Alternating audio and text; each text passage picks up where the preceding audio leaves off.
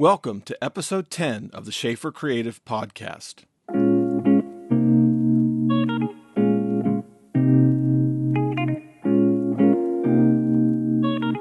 In this episode, I'm going to give animators 10 words of advice from an animation director. Schaefer Creative is a product of my family of 6, all of us pursuing careers in film or the arts. This is our place to showcase our art, document our growth, and share what we learned. We hope you'll find value in learning from our artistic convictions, our mistakes and successes, and the guidance we share as a family. In the Conversations with Creatives edition, I invite my friends, colleagues, and heroes to talk about their craft, their education, and professional life in their art. I'm animation director Todd Schaefer, the father, and your host on this edition of the Schaefer Creative Podcast. Very often when an animator comes onto a production for the first time, he or she is coming into absolute chaos. And we assume that the animator has certain practices as part of their workflow that we expect them to be doing. And they've never been told or shown how to do certain things. And in this episode, I just want to go over 10 things that I think are critical for animators to have as part of their toolkit of things that they do on a regular basis or things that they think about as an animator to be practical in their craft. The first thing every animator should do when they come onto a production is to find the script and read it. Read the script. There has been a lot of work put into that script, a lot of thought. It's been through many hands. Many years usually have been spent agonizing to get the script to the place where it is at production. You want to know what is in the script. The script will give you the setting, the themes, the characters. You need to know what is going on in the script. And after reading the script, you need to review the storyboard and watch the animatic, because the storyboard and animatic are fleshing out the director's vision of the script. And so often you'll find that certain flavors and certain things will be adjusted in the animatic from the script, because the filmmaking process is not just about copying exactly what is in the script. There is a cinematic approach that often takes precedence over the written word. So you want to have these things under your belt. And if you see any differences between the script and the animatic, that's a point to bring up for review so that you understand from the director what is expected and why the change has occurred. Because everything you know or understand from that vantage point will help you as you come into the show to create the performances needed. Second, you need to find all the references and become familiar with them. There will be references from the director, model sheets, character guides, character notes, backstory. You need to know what the props are so that if you have a scene that involves a prop, you have an understanding of what is expected from the prop, because often whatever is handed out to you may not include that information. Same with the environment. You want to get as familiar with the project and the work that's gone before. Anything that could intersect with what you have to do as an animator, you need to have a grasp of it. It's your job to own your work, to own your shots, your scenes. Just like an actor, you need to know the requirements that are expected of you, and you need to know the environment in which those things need to be played out. And you cannot expect everybody to do their job the right way. The director is probably overwhelmed and overworked. Same with the supervisor. They've all got a lot of things flying in many different directions. You want to help them by owning your shot. And when you see differences and you see things that have been overlooked, or you see things that question or wonder, you go to the director or supervisor and you ask questions about what the materials are that were given to you or may not have been given to you, just to make sure you are doing your job. Own your scene and everything around your scene as much as you can. Third, be aware of your hookups. You always need to know when you have a shot, where you're coming from and where you are going. Where is your character coming from? Where is your character going? Where is the place that your shot lives in the sequence of shots that are before and after. So don't just look at the one before, look at 3 or 4 before. Know what it's running up to. Know where things are going to be going, because sometimes you might be tempted to do something that would have an impact in a later shot. So you want to know what's going on in that later shot so that you can adjust yourself and make sure you're either not doing something that's being saved for later, or that you're setting up something that is not going to pay off later. Always know the nature of your sequence, what is going on. Ask questions if you have to. Fourth, be careful what you do near the cuts. The audience needs about 8 to 12 frames to register something. If you make a big change in the on-ramp and off-ramp zones, as I call them, the audience will miss it. And whatever action you put there is going to look like a mistake. You're going to lose readability and comprehension. And it's going to make the edit look like the edit was a mistake. Give yourself enough time to do something before the cut or after the cut, after the shot starts. So be very careful in that first second or last second before the cut or just after the cut of what kinds of big things you choose to do there. Make sure it cuts well into your next shot or coming from the previous shot. Number 5, thumbnail your performances. Thumbnail your performance. Even if you can't draw, you can draw stick figures. You can scribble out something in order to help you think about how you're phrasing your action to tell the story. And you have to go through this process, some sort of preliminary process to think through your action, so that when you get to actually animating the scene, you're not wasting time and pouring all that energy into something that is going to be corrupted and end up carrying forward or influencing what you're doing. You want to start with a clean slate as much as possible.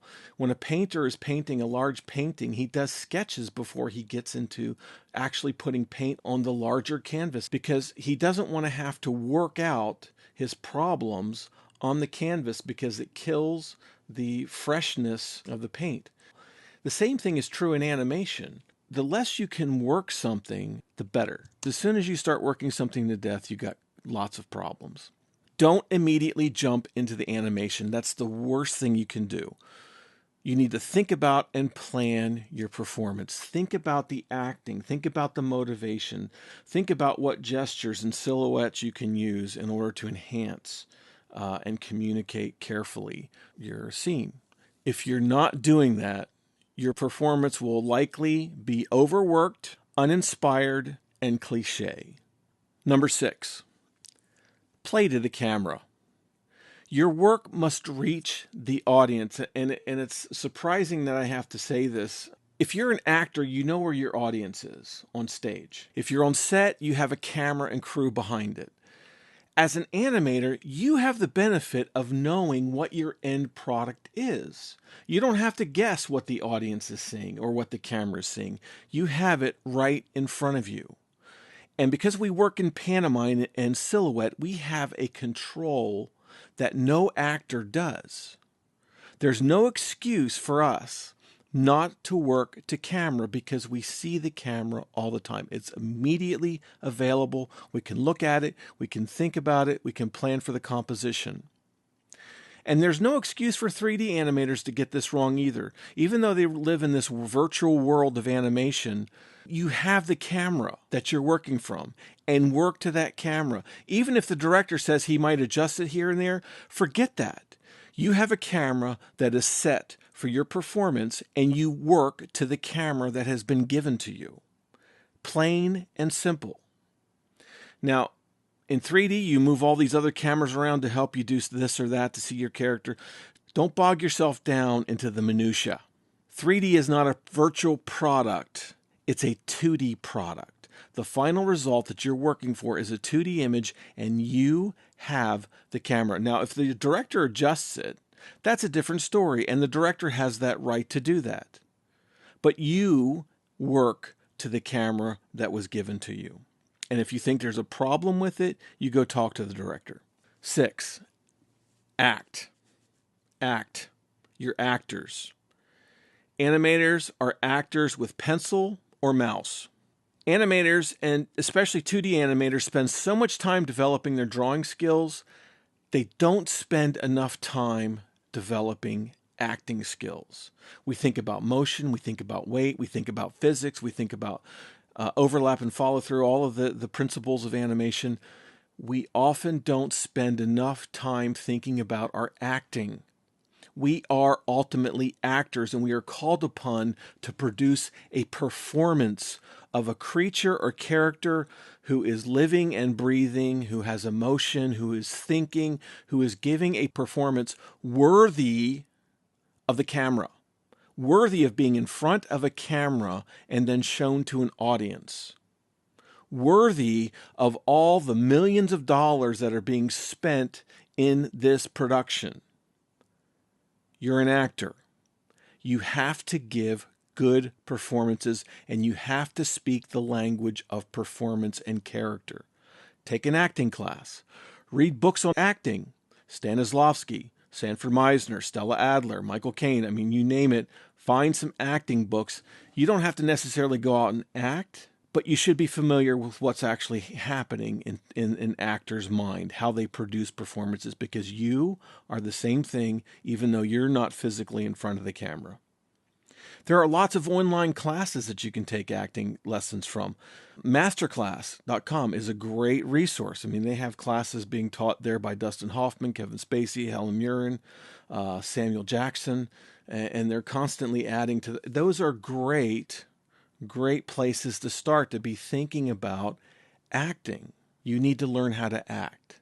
So as much time as you have spent learning how to draw, learn how to act. 7, don't be stingy with your animation. Don't be stingy with your animation. By that I mean, don't be so afraid to spend the time to commit yourself to your performance because you think, well, they're going to change this. They might change that. They're going to give me a note here and I'm going to have to throw all this out. It's all wasted. It's not wasted. Do you understand? And when an animation director throws out your work or changes something that causes you to have to throw out large amounts of your work, that is not a waste. That is part of the creative process. It's a stepping stone so that you're learning your character, because you may not understand what the requirements are for your shot or your character, and the director is trying to guide you to where you need to be. And he's often reacting to what you do. A lot of animation directors, including myself, we want to work with our animators. We want to give the reins over to our animators so that they have fun and joy and feel the freedom of producing imaginative performances. It's like a director hires Robert De Niro. They don't hire the guy who's their next door neighbor. They're going for Robert De Niro because they know Robert De Niro is going to be thinking about the performance and giving something unique to the performance. And we don't want to micromanage an actor's performance. And animation directors don't always want to micromanage animators' performances. But often we do when an animator cannot bring to us what we need, when they struggle to get the basics of the requirement of the scene down, we're left having to micromanage bit by bit by bit, often hoping that the animator is going to see what the problem is and make the adjustment, but often they don't. When you get into a situation like that, please do not become timid in your animation. Keep giving it your all. Throw in your whole heart. Give us your gusto. We want you to be sold on your performance, because when you're sold on your performance, that is more exciting to us when you're actually communicating that performance and delivering on it. 8, eye lines. Eye lines are so important. An eye line is simply the line of sight that the character is making, either to another character or in relation to the camera. One, we want to be able to see the eyes where it's necessary, which is almost all the time. So keep your eye lines in a place where you might have to cheat just so the camera can see your eyes, even though they may not be looking directly at the other person in the shot. Sometimes you have to cheat those eye lines. Always think about where's the relationship of that eye line to the camera lens. And you want to keep them consistent, especially when you got a reverse shot situation. whether it's a two-shot or reverse shots, you want to keep the eye lines consistent. You don't want to shoot two characters who are talking, shoot on one character, they have a close eye line to the camera lens, and the other character has a wide eye line to the camera lens. Those things don't hook up. It doesn't feel like the camera is placed in the middle of them. It feels like the camera's jumping all over the place. It's an eye line jump. Be cognizant of where your eyes are looking all the time, because that's the first place all the audience is looking at the eyes of any character. Keep them in focus. Number 9, focus most of your attention on the character's eyes. As you're animating and doing your performance, the character's eyes are essential to everything. Even if it's a big pantomime section, the eyes are giving us a lot of information. Eyes are the window to the soul. And eye movements are very simple things that help us to know your character is thinking. Eyes form thought, and they lead the body in action.